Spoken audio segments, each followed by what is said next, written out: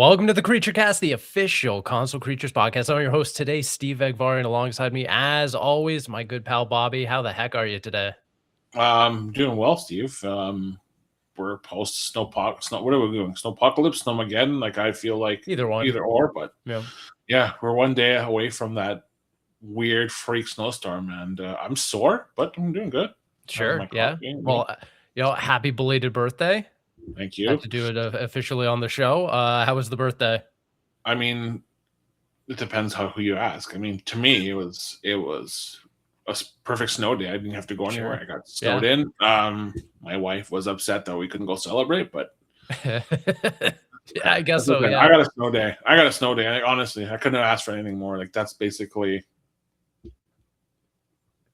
best gift of all. Like really, I could sleep in and play games all day. That's So, pretty good. yeah. Yeah. You can't complain about that. No, that's awesome. And I love the jumbo video shirt. That's amazing. I Shout had out to jump on Jumbo. it. I miss Jumbo more Me than too. Blockbuster.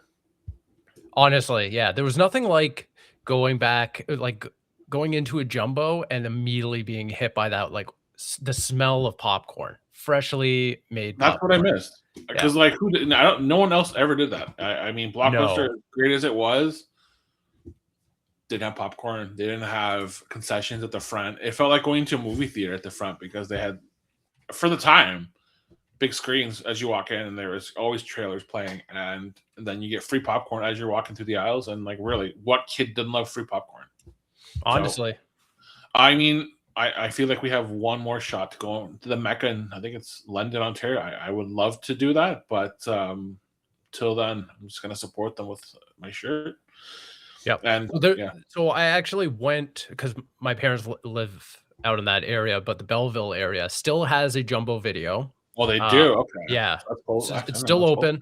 I went a couple summers ago. They went out to go visit them, and then we were just walking around Belleville, and I saw Jumbo. I was like, "There's no way this is it." Or even if it is, it might just retain the name, but not the spirit of it.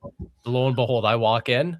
The Yeah. first thing I smell, popcorn. I was like, "Holy shit, they still got it. They still got the juice." I don't know how they still have this place open, but yeah, I mean, they might. Well, I mean, small towns. I feel like they would probably be able to thrive more because, like, they're obviously more close knit communities than like Toronto, right? oh, I mean, totally. obviously, there's pockets, It's just crazy that it's a survive. I know. jumbo video and not like an independent, like a mom and pop, you know what I I mean? know. Like, But you know, yeah, at this point, it kind of is a mom and pop. At this point, it's gotten to that point where it's like, well, like you said, there's only 2 stores left, and I honestly kick myself for not supporting them. But I mean, I was a kid, so I mean, at the same time, I would love to see them come back. I mean, me too. who doesn't miss Friday nights? Just walking to Blockbuster and grabbing a movie. Yeah, And and you again, see like the new releases and you're going man, through, oh, what kind of game am I gonna pick up? What kind of movie am I gonna get? the best It thing was was, yeah. I perfect. mean, I don't know if your Blockbuster did this, but for my Blockbuster, they had a really good, just like a clearance rack, and it would be just a whole section of the store just for movies, and that's why I Yep. built a good portion of my DVD collection. Yep. And Absolutely. then, Yeah. and then their game section, when their hot titles were no longer hot, they would start selling them off, and you would buy brand new games for cheap, and I loved it. Super cheap. Absolutely. And it's just like you can't get that experience anywhere, and I feel like the world became a darker place when we lost rental stores like that, and I Yeah. feel like that was a turning point for a lot of things that happened. We The- lost that joyful Friday night experience. no, I completely agree. Yeah, so Yeah, it's I'm too bad. down. I'm down to support them. I mean, I know they're very prominent on Instagram. I actually Oh, are check it they? out. Yeah, they have a pretty frequently updated page. Like they're always posting new releases and stuff. And I Hmm. know obviously that's not the most exciting thing, but like just seeing Jumbo Video pop on your feed sometimes it's like, oh crap, they're still around and they're still, bringing out the latest games and movies every week. And it's like, yeah. So shout out to Jumbo Video. I miss you guys so much because the one that I went to had, I remember even movie props in the corners of their stores where you could like, I think they had like an Aquaman thing. They had a Star Wars. They had R2D2 in the corner. They had Darth Vader. They had all these characters that I remember as a kid, and they were just props hidden in the corner. You'd go find them. Yep. And they'd point you like a random movie to check out, and I always loved that because they'd always propose them to find a new movie. And yeah, I miss it. Yeah, Yeah. absolutely.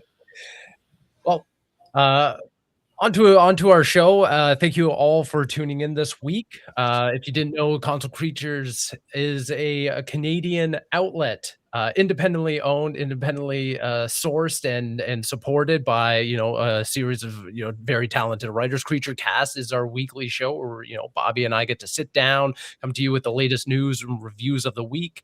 And yeah, this week we're going to be talking all about the Resident Evil showcase that just happened. Some Prime Video casting for some very upcoming series that I'm very excited about. And then Life is Strange is returning this year, which is pretty exciting. And then we're going to be talking about the new Animal Crossing New Horizons Switch 2 edition update, as well as some backlog games like Dispatch and the Dragon Quest 7 Reimagined demo. So lots to get excited about. But let's start off with some of the top news stories of the week, which includes, that Resident Evil showcase that, well, as of the time we're recording, happened last night, pretty late in the evening. But that being said, it was a 12-minute look at Resident Evil Requiem, which is coming out in February. It was our latest look at, getting new gameplay and as well as some other stuff. They showed off some watches that are being made in collaboration with the game, as well as, A Porsche. yeah, That yeah. very few people who are probably playing the games can afford. Yeah. I was like, ooh, very nice. Thank you for this. Thank you for never this. Gonna have that in my life, but yeah, that's great. I don't know. So I mean, what did you think about the showcase overall? I mean, I feel like it was more just to sell products than anything. Like, that's what my takeaway was. Like, as much as I love what the gameplay clips we saw were. Sure. By the way, we have these two really fascinating looking watches, but they're also, $2,000 each, and they're very limited. So fuck you, because you can't afford it. And then, by the way, we have a Porsche Cayenne Turbo that is exclusively created with all the technology for the game. But you can't afford it because you're a piece of shit. So watch. Here's a clip of Leon smashing an enemy with a hatchet. So that's what you get. And I don't know. That's a pretty good takeaway, though. I mean, it was a pretty good balance between the two. Like, I did like the gameplay. I did like it, but I just feel like this was more just to be like, hey, we have partnerships, and it's nothing new for Capcom. They've done it with half their games. Like, I feel like, I mean, what is it? Devil May Cry came out with Dante's coat, and it was like $3,000, and it goes back. This is something they've been done for years. Like, I remember years ago when they had a Diesel collaboration with Devil May Cry, and I was like, cool, but like, no, some of these people can't afford these clothes. So I don't know. I think I'll say overall I liked it. I think I like the fact that they're adding the classic standard mode. That was pretty cool. Yeah. I love the mix of Grace and Leon's gameplay. Like, I actually think this is probably a great way to dual protagonists. Like, they're bouncing off each other, like they're working together, and then they're also varied. Well, so you obviously get the best of both worlds. You get that Resident Evil 7 experience with Grace, and then you get the classic Resident Evil experience with Leon. Like, I love that. No, I completely agree. I think that's the best case for fans at this point, because we have had so many games of like both variety. Like, we've had so many games that are high octane, like Resident Evil 4, but then with the Ethan Winters games like 7 and 8, there have been slower moments. And I think giving players not only the option of perspective, whether or not it's first person or third person with each character, but then having Grace be the slow, more, sneaking and horror driven. And then Leon, obviously we don't want Leon skulking around behind a couch or anything. We want Leon kicking ass, taking names, doing exactly what he was doing in that trailer, blowing the heads off of zombies and stuff like that. I'm super happy with how they're portraying both characters and how they're actually utilizing both perspectives and everything. I don't know how I feel. Like, I love what they're doing, but at the same time, like, I really like Village. I think Village is probably my favorite outside of 4. If I had to rank them, I'd probably go 4, 8, 2, and then 3 like distantly below that. But like, sure, I don't know. I liked Ethan. I know obviously Me that's not too. gonna happen anymore, but I mean it's nice to see a Leon, I guess. And I know um it's an evolution of Resident Evil 4's systems. Like I'm glad that's there, but Yeah. I did love that slow burn of Village, and man, it was a tense game. I'm actually I'm gonna replay it this month just to get caught up. But it was great. I love the setting. That was kind of, I think, my big thing is I love the setting. It was just so different, and now we're going back to Raccoon City, and like that's cool. But I did like the fact that it was so far away from Raccoon City, and it was its own like gothic horror kind of thing, and I love Right. that. Yeah, a It, little Castlevania in a way as it well. was great. Like yeah, Yeah. like there were sometimes like even I know you and I talked about this when Resident Evil VR came out. Like there are some moments where Oh you're in yeah. the headset and you look at a vista, and it's like this is insane. Yeah. So losing all that to go back to Raccoon City, I'm like, I'm excited, but I'm just a little bit cautious about it. It's like you're kind of just playing the same beat at this point. How are you going to vary it? And I think maybe they're just trying to do that with two dual protagonists. So like we'll see what happens, but it's Resident Evil. Like really, I don't expect it to be a bad game. I feel like Capcom as a studio has rebounded from Resident Evil 6 Oh yeah. and right that ship, right. So I feel like I think this is probably the best case scenario of what Resident Evil should be doing going forward. No, I agree. And I think at this point, the hype levels are at an all-time high. I don't need to Yeah, see anything else. I don't want to hear anything else about the game. I think that especially like they showed off quite a lot about, yeah. some of the set pieces, the enemy variety, stuff like that. They even, had the They hinted at some yeah, stuff, but like they yeah, didn't the really hints at elaborate on like Elpis and stuff like that, like really was a carrot at the end of the stick for me. But that being said, at this point, we're a month away, a month and like a week away from February 27th. I don't need any more. I don't want any more. I just want to play this game because I'm as excited Yeah, as I could be for this game. But everything I'm seeing, I'm like, Capcom is clearly trying to go for Game of the Year status.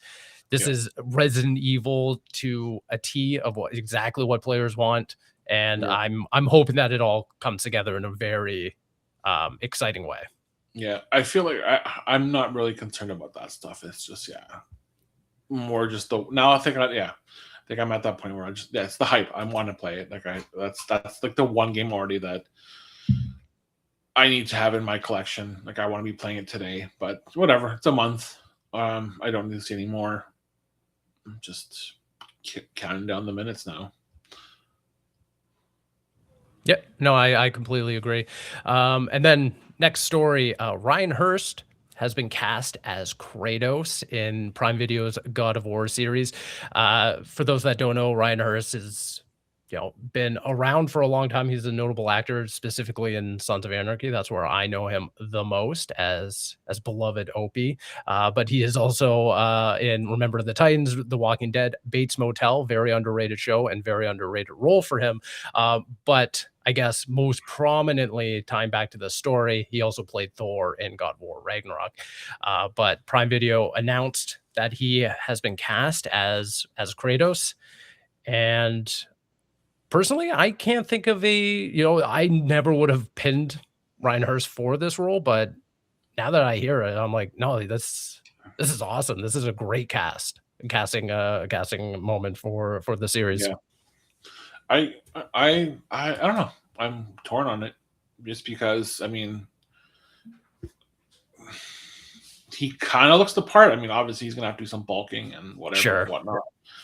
But there's a lot of people online saying like, why wouldn't they cast someone who's Greek, or Mm, why wouldn't they cast Christopher Judge, and rightfully so. The man's 61. I kind of see he's got a bunch of injuries that he's yeah. getting surgery from. I don't think he can do the part. No. Not as he is. He'd probably have to go rehab and all that. But it's just like, who could you possibly have, cast in that role? It's such a fantastical role. Like, it's not how many people look like Kratos? Very few. The only one No one. the obvious, yeah, exactly right. But the obvious one is Batista. Yeah. But he's slimmed down at this point. Like, if he was Batista when he was in wrestling WWE, he is Kratos. Like, he really just has to grow a beard, and I could see that. and it helps, man. He is Greek. He's half Greek. I mean, he would have been the perfect casting. Like he would have been able to bring out this Norse version of Kratos, especially if you've ever seen him in Blade Runner 2049. Yeah. That was probably one of his best things. I know it was a little small cameo, but like he did such a good job in that half hour that he was there. And it's just like, I mean, he is a great dramatic actor. He just never has had a really perfect moment to showcase that. And this probably would have been it. But yeah, I don't know. Ryan Hurst, I do like him. He did a great job as Thor. I mean, that's the only thing I'm really familiar with him with. I dropped Walking Dead. I never watched Sons of Anarchy. I just never got into it. Sure. But his Thor performance was great. I just don't know how this is going to be. But I mean, obviously, people who are attached to the game are familiar with him, and they obviously chose him for a reason. So and same thing happened with The Last of Us. Like they hired Pedro Pascal and Bella Ramsey, and people did not like it. But look how it is now. I mean, obviously, they're highly regarding their roles as those characters. So we'll see.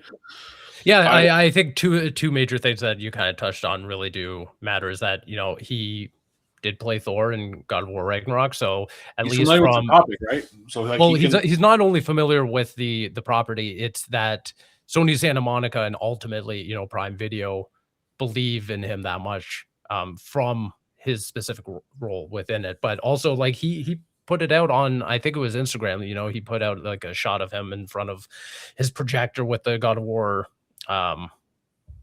logo on it, but he was basically saying like, at one point in my life I was playing as Kratos and now I get to play Kratos. So it's like, unlike shows like Halo, where the actors just refuse to engage with the content or research the content, to me it feels like Ryan genuinely appreciates this IP, this franchise and stuff like that.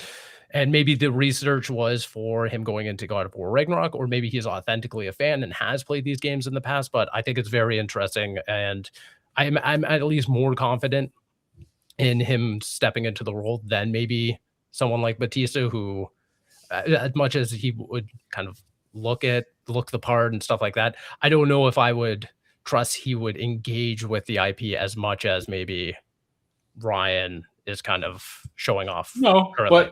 But Pedro Pascal never played the games either, right? So I mean, no, that's true. That's very true.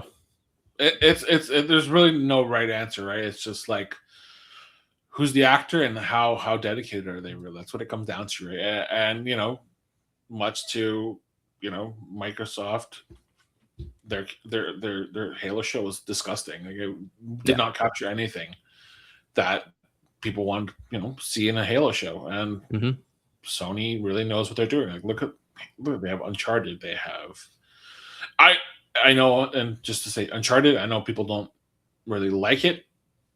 It's a fine movie. Yeah, it's fine. It's not offensive. I had fun with it. It's a fine Drake. It's fine. He's not obviously not Nathan Drake, but it captures some of the spirit of the games. And then Gran Turismo was great. I loved what they did with that. And Last of Us, and now God of War. And I these guys who are making these products I think they're gamers. I think they understand what people want to see, and they're doing it right. So I'm all for it. I need to see him. It's just kind of like with Sophie Turner as Tomb Raider. I didn't see it until they posted that picture this week, and I was like, oh, okay, yeah, I kind of see it now.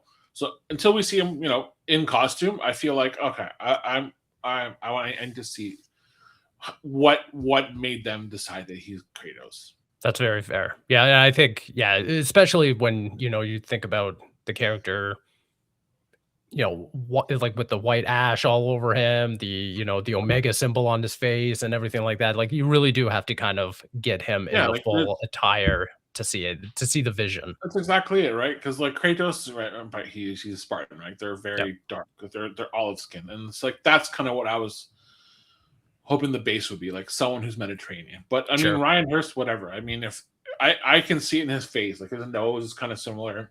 He does have like the characteristics, so it's just like let's see how it unfolds. But I'm excited for it. I honestly think it's probably one of my favorite stories in the last decade. I know people are saying it, it might not be, but like they really did something special with Kratos' arc, and like it's hard to find a redemption story from someone who was just so vile to, becoming a thoughtful person. And it's just like that. You never see that. And like that is kind of like the perfect redemption story. It's like someone who was not redeemable become redeemable. And it's like, I love that. So Yeah.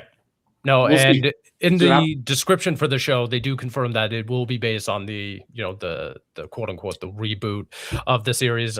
Quote, in God of War, the live action series, his story will closely follow the path of the last two games as he deals with something new. His 10-year-old son, Atreus, the father and son dynamic began a whole new chapter in this legendary series and will be the heartbeat of the new show. So it does really seem like they're going to just kind of adapt the Yeah. 2018 game and then maybe move on to Ragnarok.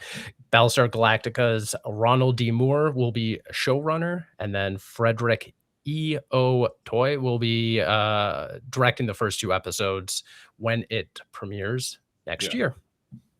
Pretty cool.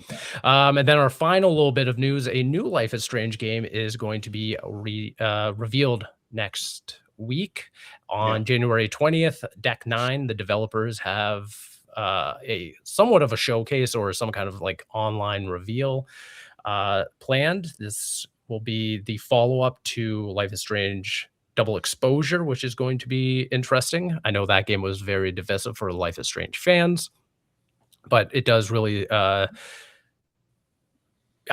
excited for whatever they're going to show. I mean, I'm anticipating something exciting. Are you looking for more Life is Strange at this point in your life? I mean, I wouldn't say no to a new one, but like I'm not like asking for a new one. I can't remember. What was the last one? True Colors? Double Exposure, no? I don't think I played Double Exposure. I think the last I time did not either. I just know that it was very divisive for some fans because it kind of tampered with the canon of the original games. And that's kind of why I think I skipped it. I think that's why I actually think about it. Yeah, I think that's why I skipped it because it was just like they and like I hate when companies do this. Like, why do you have to go back to the old favorites? Like, do something different. Like, I know for myself, like I'll play it, but like when you start going back to something, you can't get away from. Like it's just like I'm not interested in that, and that's why I love True Colors. It was just so different from the previous games. Totally. And it was probably my favorite one. I think it ended up being my favorite one. So True Colors, yeah, you're right. So True Colors, and then Double Exposure in 2024. I have not played it, so maybe I'll try and get around to it before the next game comes out, whenever it does. But yeah, I mean, Life is Strange, the original game, has such a special place in my heart. So I do understand why some people would be a little upset with them tampering with the canon. I mean, I have no context to what happens in Double Exposure to even be remotely upset by it, but yeah, it does seem that the name of the game is called Life is Strange Reunion. That's according to some leaked information that has come out or has been surfacing for quite a while. According to a ratings board leak on January 7th, so at least like earlier this year. So yeah, it seems like it will continue the storyline from the original into Double Exposure and then this one. So yeah, we'll see for a proper reveal exactly what the context is, but I'm willing to give it a shot. I just have to catch up first. That's the thing. Like I depends on what they do. Like I feel like I'll eventually check it out. I'm just like I have no interest. There's other ones that are as equally good and rightfully so. Like Tell Me Why. I love Tell Me Why. I know there's Lost Bloom. I have to play that because I know people are saying that was really good. I wanted it to be better. Man, I really Lost did. Bloom? Yeah. I have no idea what it's about. I just know it's one of these kind of games where it's narrative heavy, and like I love those kind of games. But yeah, I don't know. I feel like I'm happy to check it out. It's just like what are we going to be doing that's different? So I feel like it's just, I don't know. I just have to wait until the 20th to figure out what's going on, right? But that's right. I don't know. Few short days. There's other short days, and then we'll hear more. But on to some games that we were playing. Bobby, you've been playing Dragon Quest VII Reimagined, at least the demo of it. Yes. Walk me through your experience with this. How long is the demo for people who are interested in it? I think it varies. I think the average is about 3 hours, Okay, that's not three, terrible. 4 hours. I think it's like the first island. I'm not 100% done, but I've just been playing through the demo just because I mean it's one of those very special Dragon Quest games. It's probably one of the more divisive ones just because at the original's bloated. It's very bloated. It's like over 100 hours Yep. main quest. So I never like and like I just want to be clear. Like I never finished the original. I dropped it because it was just so hard to get into. Sure. Then the 3DS remake was pretty good as well. I mean, it was a little bit different. They just updated the graphics and stuff. But like this reimagined version is probably my favorite Dragon Quest game so far. Just going off the demo, uh, I love the diorama aesthetic. I love that It effect. looks nice. If you have time, just play the demo on PlayStation or whatever console you have. But it is like honestly it's just one of the most beautiful games I've ever seen. And I know that it's hyperbolic just based off a demo, but like having like and playing it off like an LG OLED, like it pops. Yeah. It looks so good, and that's kind of what I'm taking away is like one Square Enix is really investing in this game because it looks unreal. It sounds unreal. The music is insane in the demo. The biggest takeaway is that it's just not as bloated anymore. Like everything's kind of happening at a faster pace. So like in comparison, like the demo might be 4 hours, but it covers like maybe like the first 8 to 10 hours of the original game. So it's shrunken in that sense. But here's like an example. Like the original Dragon Quest, you don't have a battle for the first 4 hours of the game. And in an RPG, that's kind of insane. Like That's the first wild. 4 hours is acquisition, right? Yeah. So in this one here, like, it takes about an hour to get to battles, and that's kind of fine because it's setting up, who these characters are and like what their relations are to each other. And then within an hour, you're in your first battle, and by the second hour, you've already fought your first boss. Yeah. So they've obviously done a really good job of just truncating the optional stuff that isn't necessary. And I've actually had to ask Square Enix for like a complete list of stuff they've changed and stuff, but there is some stuff on the website that we've posted that is there. It's just not, it's not the full breakdown. But from what I've told, like they've cut out like actual islands because basically what you're doing in Dragon Quest VII is you're going back in time and you're completing these tablets, and those tablets activate an island in the past that you have to go back and save. So one might be like in the demo, like the first island you unlock is I think I gotta find the name. It's like Ballywagon or something, and it's just like this village is decrepit and people are living there in squalor. And basically, what happened was there was a monster that was eating the people in the village, and the hero went to go save them, but no one came to help him, so he ended up dying by the monster. And then like they felt guilty the entire time, so the village kind of fell apart. So it's your job to kind of figure out how to restore the village to where it was. And it's like it's not the darkest story, it's not the deepest, but like it's just really charming. The characters are so charming. The one thing I will say about Dragon Quest games, like if you ever play them, just I'm that kind of person who will just kind of read the text and skip, but like let the dub play. It's just so charming. Okay, I love the fact that they've kind of shifted to just it's fully like British voice acting. It's got that British humor to it, and it's just so much fun to listen to these characters talk and interact with each other because their dialects are all different from different parts of like the UK. You've got later levels, like you have I haven't heard the dub for these ones, but like there are like villages based on other countries. Like there's an Italian village. It's just so fun, and I'm looking forward to seeing how they kind of move that to this remake, because it's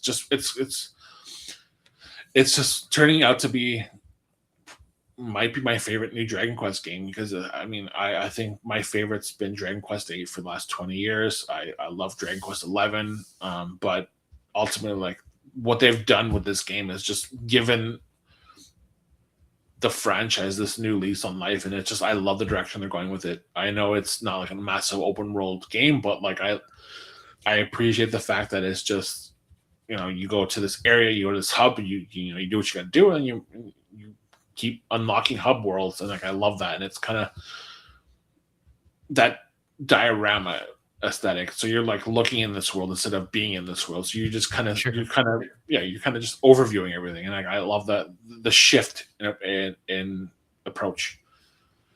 But yeah, I'm looking forward to it. It's 2.5 weeks out for the full game, but that's exciting.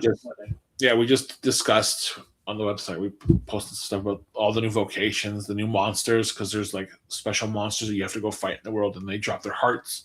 And every time you go and fight these monsters, their hearts give you boosts in battle. So one might give you a way to do like your limit break a little bit faster, or one that might it might just give you like a benefit of healing. So if you can endure like a hit that would normally kill you, it would let you survive and then heal you and stuff like that. It's pretty cool. But yeah, I mean, play the demo. Honestly, I think it's a great little slice of what Dragon Quest really is. It really captures the essence of this series, and the characters are incredible. Like Maribel, she's a super sassy kind of bratty kid, but she's just so much fun to have in your party. And then you got Kiefer. He looks like a Giga Chad. I don't know if you've seen. I have, Kiefer. yeah. There's something about his look that I don't vibe with. It's kind of off-putting, but like he's so cool. Like he's honestly one of the coolest characters in the game. He's just like this guy who wants to help people, and he just looks like the bad guy in a Shrek movie, but ultimately he's not. Does. I know, right? But no, and just these characters are so full of life, and like it's nice. It's rare, right? You don't really get RPGs where these characters I know are feel as fleshed out. Like they're kind of one note, but these characters are kind of showing that the writers behind them are stepping up and giving them more to work with. And like I love what they've done with Maribel and Kiefer so far. But yeah, that's it. So February 5th, I think. February 5th. I just had it up. Let me double check. February 5th. Yep. I got it right here. Nice. Perfect. Yeah. Play it. It's so much fun. And then and then ultimately your progress carries over. So whatever you do in this demo, you can just resume back up on the 5th when you decide to pick it up. That should be the gold standard for demos. Honestly, I think like the gold standard for should be every game should have a demo. Like I know that's hard to say, but like I mean, demos and progress carryover should be the bare minimum going forward, because there's so many games I would like to try, and I know there's like PlayStation trials and stuff, but like I just want a demo. I want like an hour demo. Here's what our game is, and then move on. And if I like it, I'll buy it. And then if it's really good, your progress carries over. And that's kind of what Square Enix has been really good at. And like I praise them for that, is that they putting out demos for years now, and their progress is carried over. And like that's like the greatest thing you could do to get people to want to play your games. Totally. Yeah. Yep. As for me, I've been getting back into Animal Crossing New Horizons. The 3.0 update dropped this past week, as well as the Switch 2 edition, the paid upgrade. It's been years at this point since I really went back to my island. I poured hours and hours and hours when COVID hit and everyone was locked inside, and I spent the entire first calendar year since it came out just doing all the seasonal events, going in, doing dailies and everything. But then at a certain point I was like, there's no new content. I've gotten all the seasonal items, done all the Christmas and Easter activities and stuff like that. I'm just kind of washed out. But the 3.0 update really added some new interesting content, and then the Switch 2 edition of the game brought over 4K resolution, new megaphone tool. So this week I just kind of came back to my island, did the walk of shame up to all my villagers, said essentially, I'm sorry for abandoning you, please don't leave me. I'm back, cleaned up my island a little bit. Now I'm just kind of going through, because in this 3.0 update they add the new hotel that you can kind of engage in, where you go in and you can start building out all these different rooms for all these guest residents to come to your island, stay the night or whatever. And it's just an opportunity for you to decorate more things. Like the first, you go in and essentially you're tasked with doing a seaside themed little room, and you can kind of, you know, have carte blanche to all these different oceanic, you know, decorations and items and stuff like that.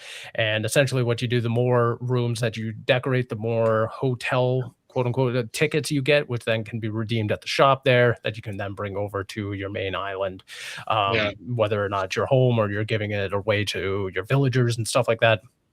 So it's just a brand new way of getting new items and decorating your own home, if you will. Um, and then there's like the reset tool, which kind of just gives you just a one, you know, a one click little tool that just resetting will go through your entire island, clean it up. So, you know, Yeah. weeds, flowers, shells, all that stuff. And he'll either put it in a, you know, a storage box or just destroy it and get rid of it. So it's really nice to not have to do exactly what I did, which was go in and kind of get a really, really sad at the state of your island and have to manually clean it up. So that's really nice. That's a great, you know, quality of life Yeah. improvement that they added. I have to check it out. I mean, Yeah, I'm terrified to look at my village because I just don't know what's there waiting for me. sure. I'm scared of all the weeds I have to pull out.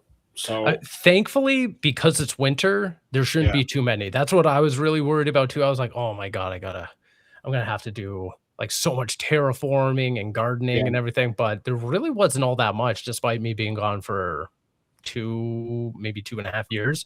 Well, it's been longer for me. I think it was 2021, 4 years. Oh yeah, 4 years, I'm I guess. scared. I'm scared to look at it. And like I don't know what you were doing during the shutdown with your village, but like I was basically like drum running, or should I say bell running? Because I was Yeah. basically I was literally Oh, dude. destroying the economy. Like, Yeah, I was absolutely. The turnip Oh yeah, economy. I think I left my bank account with like 50 million bells. That's good stuff. So I'm looking forward to spending that.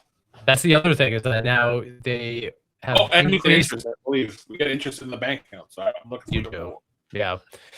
You do get an increase in house storage, so now it's upwards of 9,000 items, but altogether you have to spend, I think, 2.2 million bells. So that's a good thing that you have a lot stockpiled because, yeah, when Tom Nook, big, you know, big mafia man himself, Tom Nook was like, "Oh, you want to increase your storage? Oh, just give me 900,000 bells." I was like, "Jesus, this guy just does not quit. He's like what the hell? he's ruthless." But the other thing that I'm really excited about now is that they have a ton of new collaboration items available in the shop. So a ton of new like Lego items, so you can get like a Lego themed wallpaper, flooring, a couch made of Lego and other little things. But if you use amiibos, I think it's both the Zelda amiibo or any Splatoon amiibos, you get to unlock like a ton of items inspired by both franchises. So the one thing that sucks for me now is that I have to figure out where my Link and my Zelda amiibos are because I put them in storage somewhere, not thinking that I would need them. So now I have to go into my box of trinkets and these here, these little cards. I don't have the cards now. Oh man, you need these little cards because like they're just the amiibos, and you just tap it on your thing, and it gives you whatever the item is. And yeah, that's what I need. That's what I need. $20 on Amazon, and like honestly, for Tears of the Kingdom, these things came in clutch. Oh, I bet. Yeah.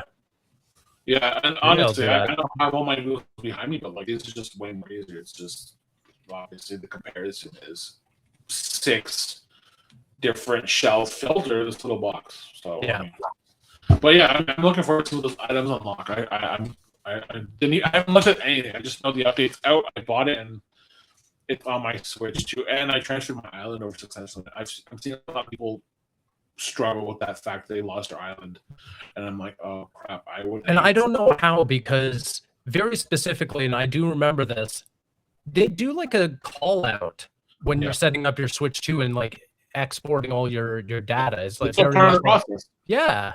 So because I've seen the same thing, like you know, mutuals and friends of the show be like, "Oh, my island is just gone." I was like, "How?"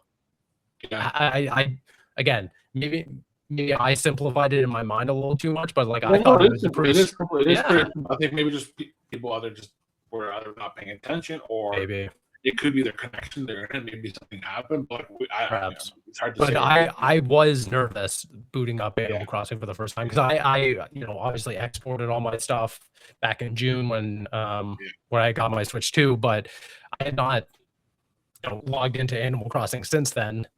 Just kind of assumed that everything was okay. But yeah, booting it up for the first time, I was like, okay, here's the make or break for this game is that either I have my island or I never touch this game ever again in my life. There's no two. Like I'm not restarting this game. I'm not starting from scratch. I'm not doing this all over again. I've spent hundreds of hours on this game. I can't do it again.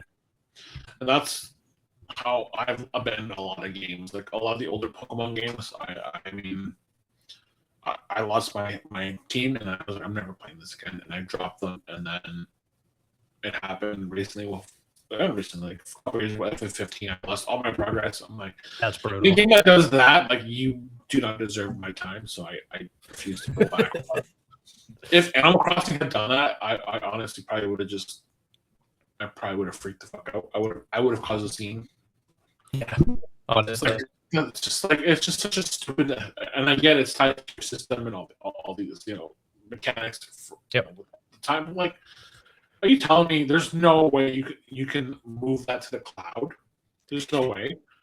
I truly don't understand it. I wish that there was a way to just back it up to the cloud. That way, if I'm on my old Switch, I can access it there. If I'm on my Switch 2, I can do the same. It does seem very antiquated that you have to do this manual export that it's a one-way thing. Like, I don't know, but that's Nintendo for you. And that happened with Pokemon too, right? Like, I feel like like Pokemon Bank and all that stuff. Like why is it like all these systems just are so stupid to me? It's just like, I pay for a service, let me put my data in your cloud, and that's it. Like that's it. It's tied to my account. Like, why does my account need to be tied to a system? It's just stupid to me. And whatever. Thankfully, I'm not one of those people who have lost their thing, and I feel for you guys because like I would be upset. But ultimately, like, on the flip side, you can start all over fresh. You can kind of do things all over, and I know that's obviously not the best solution, or the solution you want, but take it as a new start. I guess. Yeah. One of the game is you're moving to line for a new start. That's kind of what you have to look at it as. So. Yep. But yeah, that all being said, I think that the 3.0 update and the Switch 2 edition, they're not, changing the game in any major way. But I think that for the price of the Switch 2 edition, it's like a $7 upgrade here in Canada. I'm pretty happy with it. I think it's moderately priced. It's pretty affordable, and you get the better resolution, more quality of life stuff. Load times, I don't know if it's because of the Switch 2 itself or if it's because of the Switch 2 edition, because I obviously played the 3.0 update the day before the Switch 2 edition came out. So I don't know if the load times are better because of the update. But I do feel like the load times are better, but I think that's just a hardware thing. That was probably my one big thing I didn't love about Animal Crossing. Just the load times were just bad. And like going into houses or even the initial boot up, it feels pretty good. I'm not upset by it by any stretch of the imagination.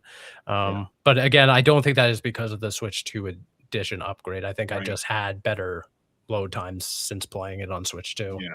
Yeah. So I'm looking forward to it. I mean, is that system in place where you can still visit each other's islands and play together, right? I think. Oh yeah. They with the Switch 2 edition, you now have 12-person multiplayer as well, which is insane. Cool. I mean, I'm not ever. I'd be down to do that. I mean, I would be down to somehow gather 12 people, but right off the cuff, I don't think organically I'm just gonna be like, oh yeah, 12 people, 11 people come over to my island or whatever. But I think it's cool that they added that. Yeah, I mean, I'm down for that. I mean, that was kind of the only thing I did not really have any time for it when it launched, because it was just like getting people together during COVID to do anything was impossible, even remotely. So playing games, I mean, I struggle with that. So I'm looking forward now. Everyone's kind of back in their groove. So let's see. But I don't know. I feel like Nintendo really needs to support this game or either announce a new one at this point. Because like I feel like I did as much as I could in that game. Everything I wanted to, I had done. I felt content. So with 3.0, I'm definitely gonna check it out. But like hope it's something I can, return to every day, because like that was my thing. Like I would sign in the morning, do my stuff, log out, Yep, same. come back Yeah, at lunch. play over my morning coffee for half an hour, 45 minutes, do my like little dailies. Yeah. But yeah, no, I agree with you. I think that doing the hotel is fun. I think that'll keep me going for a few weeks here and If there. there's But any game that could be a live service game, it should be Animal Crossing. 1000%. Like really, when it Yep. comes down to it, like there's no other game that is perfect for it, and people would buy so much stuff there. Like, you telling me people wouldn't be buying branded clothes, or Mhm. expanding their islands, or buying islands and like building stuff? No. Yeah, So yeah, I don't know. absolutely. I'm gonna check it out this week. I have a bunch of stuff I'm looking forward to playing this weekend and watching, but the best combination is just sitting on the couch playing Animal Crossing and watching a movie. So that's what I'll Absolutely. do Saturday. Love it. And then the last game you have been playing Dispatch. Yes. How long have you, or how far into it are you, and are you enjoying it?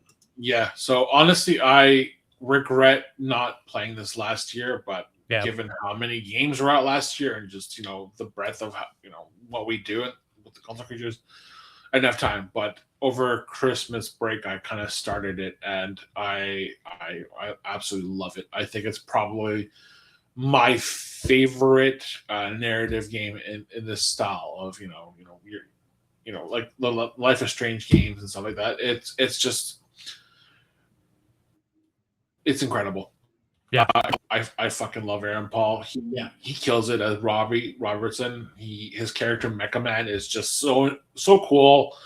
I really appreciate the fact that it's the setup is, and if you guys haven't played this, you're a superhero called Mecha Man, and your suit gets destroyed in a battle against this guy named Shroud, and basically you're coerced into working as a dispatcher for superheroes in order to restore your suit. So you're given a team of like the worst of the worst of the worst supervillains that are now heroes, and your job is to basically turn them into like the A team. And through 8 episodes, like you really get the opportunity to break down, who Robbie is, who all these characters are, like Invisigal, Flambe, Golem, and they're all voiced by people we all know, like Jacksepticeye, Elena Pierce from Formula IG and all that. Mm-hmm. And then you got Laura Bailey.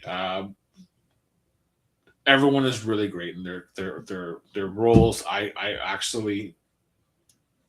have nothing bad to say about this game. I think it's the best setup for a narrative story based game. You're constantly dealing with problems. You're dealing with scenarios where obviously you have to dispatch the right hero. So like he might and just full disclosure, we did have a full review. Matt posted his full thoughts on that. I suggest you read that because he finished it. He did all that, but I've been playing this game as a full-on hero. Like you have the opportunity to be either a hero or an anti-hero, or just cool. And like there are obviously consequences to your actions, but I'm playing as a full hero. There are romance things. You can romance a couple of the heroes in there, and I'm just trying to be as good as I can. And like I really love the fact that it's not overtly positive. Like you're not just like a Superman kind of hero. Like you're a real person, and you have problems, and like your choices are realistic, right? Like you're not just saying everyone is to be saved. Like you're trying to put in perspective what kind of hero you are. And I'm trying to put it as I'm trying to do the right thing, but like not everyone can be saved, and we can only do it this way, because if we do it this way it would hurt more people. So you really have to put in perspective the greater good without being too cheesy, like an 80s superhero. But ultimately, it's such a great game. It's short. Every episode's about an hour long. It's less of a game, more of like a interactive like television series, and like that's kind of why I appreciate it more, because like games like Tell Me Why or Life is Strange or even Wolf Among Us, like they're more just like interactive, and you have to like move around. This one is basically you're just watching the scene unplay. You're answering, you're giving your favorite choice from the questions, the answers, and then the gameplay is just how you decide to send your team out. So like you might have you have a team of like 8 characters, and like Invisigal, so that's Laura Bailey's character. Like she might be she go invisible. She holds her breath, she go invisible. So you have to send her out on the right mission, and you have to make sure that if she goes there, she can actually succeed. And then it gives you like a statistic of what her likeness is to succeed at that mission based on her powers and like what her traits are. And then you can send her out or send her out with with help. And then as you send these people out, they level up. You can raise their charisma, their strength, their vigor, and just like make them become better heroes. Yeah, and that's the gameplay, right? And then you're just basically trying to, like I said, put your best foot forward and make this team be the best version of themselves they are, while also interacting with them. So you start bonding with them throughout the story, and you're talking to them over the comms, and they're calling you names, and you're reacting to them, and it feels like such a perfect television series. Like if this was something you'd watch, you'd see it would be the perfect companion to like Invincible. Nice. Yeah, and, I mean, I'm looking forward to playing it. It's on my to play list. I 100%. Have a couple more things that I have on my backlog, but it is something that I want to get to. My goal is to get rid of my backlog before Resident Evil comes out. At this point, like I have about like a month just to clear it out. I got Kronos that I'm almost done with. I want to talk about probably next week. But then probably get into Dispatch after that. Well, here's the thing though. I mean, it's episodic, right? You have 8 episodes. Right.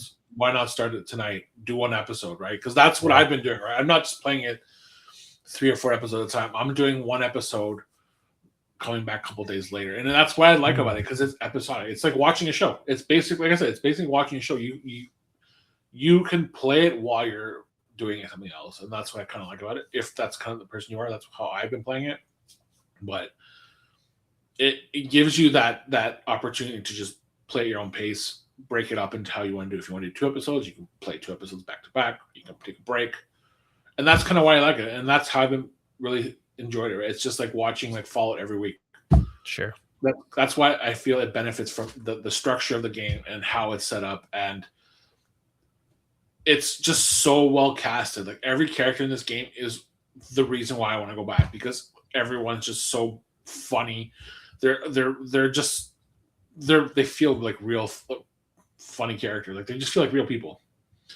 And that's the best compliment I give you, right? When you have a game and these people actually, feel like people you and I might know, like that's what I love about them.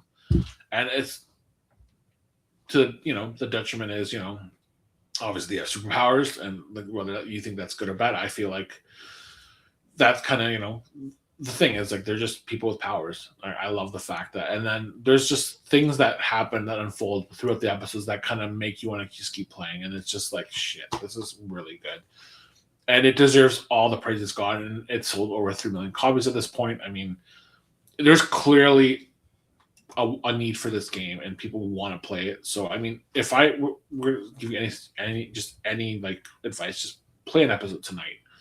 Start with 1 and then go back to what you're doing. If you think it's something you want to put in the back burner, put it back on. But like the first episode will hook you. It's just so good. It is like that first episode of Invincible, I feel. It's just nice. It hooks you in, and then it never lets you go. Love that. Yeah, maybe I'll do that. Or I'll at least maybe try to get through a couple episodes over the weekend. Because I do want to get to it. It's not that long. I think I'm about 7-8 hours in. I think it's like a 10-hour game.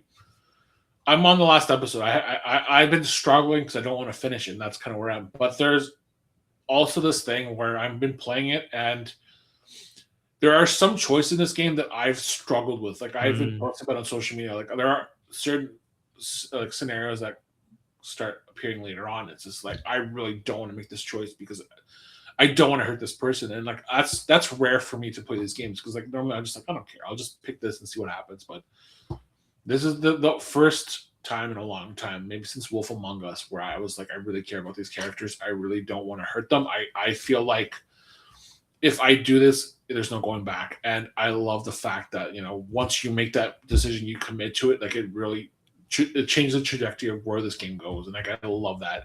Like the consequences do matter when you make those choices, and like that's the highest praise I have for this game. It's just stuff like that. Like it puts you in a position where you have to commit, and whatever you decide really shapes the rest of your story, and that's hard to do in today's market. Like there's very few games that actually do that. Yeah. But put it on, and if you have time, put it on your screen. Like let your partner watch it. It's basically, like I said, it's television show. You guys can watch together, play together, and it's just so much fun because it really is just like sitting down and watching a good show every week. That's right. Yeah. Awesome. Yeah. Well, that about does it for this week's episode. If people want to connect with the website, with you, Bobby, where could they do so? Yeah, consolecreatures.com. Check us out, Bluesky, TikTok, Twitter. We just posted a bunch of reviews this week, actually. Dave's Big Hops review is live. That's right. Luke's Angeline Air review is live. Matt's Trails Beyond the Horizon review is live. And yeah, lots more happening this week. Very cool. Next couple months. Amazing. And as for me, you can follow me across the internet at Asvikvari. And yeah, we appreciate you for taking some time to listen to the episode. If you like what you hear, share with your friends. It goes a long way to support the show, whether or not it's on YouTube or Spotify or any of the podcast feeds that you enjoy listening to podcasts on. But we'll be back next week with more. But until then, we'll see ya. Bye.